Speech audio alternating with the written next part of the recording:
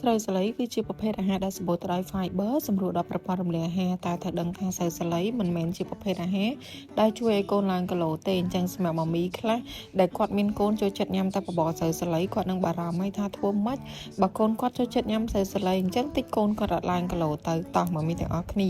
គ្រប់យ៉ាងគឺតែងតែមានដំណោះស្រាយថ្ងៃនេះខ្ញុំមកឆ្នៃជាប្រភេទបបរស្រូវសាឡីជាមួយនឹងប្រភេទដលងជ្វាប៊ឺឆាន់ទេហើយនឹងឈីប្រទេសគឺជួយឲ្យអូនឡើងគីឡូហើយសម្បូរទៅដោយប្រូតេអ៊ីនខ្ពស់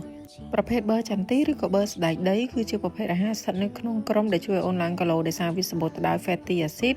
ដែលជាប្រភេទខ្លាញ់ល្អហើយដែលសំខាន់គឺវាជួយដល់សុខភាពបេះដូងសម្បូរទៅដោយវីតាមីនជាប្រភេទ plant based protein ជំរុញដល់ប្រព័ន្ធភាពស៊ាំសុខភាពស្បែកហើយដែលសំខាន់គឺសម្បូរទៅដោយ antioxidant អញ្ចឹងយើងអាចច្នៃបានជាច្រើនម៉ឺនុយដូចជាធ្វើជាមួយបបរស្រូវសាឡីនេះបៀកទៅលើនំប៉័ងឬក៏លាយជាមួយនឹង yogurt ឲ្យអូនញ៉ាំក៏បានដែរហើយចំណែកប្រភេទដលងជ្វារបស់យើងក៏ជាប្រភេទក្រុមអាហារដែលជួយអូនឡើងគីឡូជួយដល់ប្រព័ន្ធភាពស៊ាំនិងជួយដល់ភ្នែកជួយដល់ប្រព័ន្ធរំលាយអាហារគ្រប់គ្រងកម្រិតជាតិស្ករនៅក្នុងឈាមប្រយុទ្ធប្រឆាំងនឹងមហារីកជួយដល់សុខភាពបេះដូងសម្បូរទៅដោយវីតាមីន A និងវីតាមីន C ប៉ូតាស្យូមហើយនិង fiber សម្រាប់ឈីប្រទេសនេះខ្ញុំណែនាំឲ្យម៉ាមីទាំងអស់គ្នាដាក់ពាក់កណ្ដាល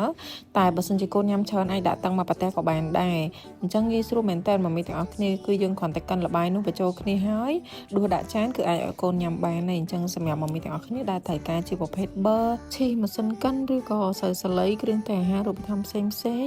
ចង់ពិភាក្សាឬក៏ចង់តាក់ទងទិញទាំងដុំទាំងរាយម៉ាមីទាំងអស់គ្នាអាចតាក់ទងមកគុណតម្រៃបានអរគុណច្រើន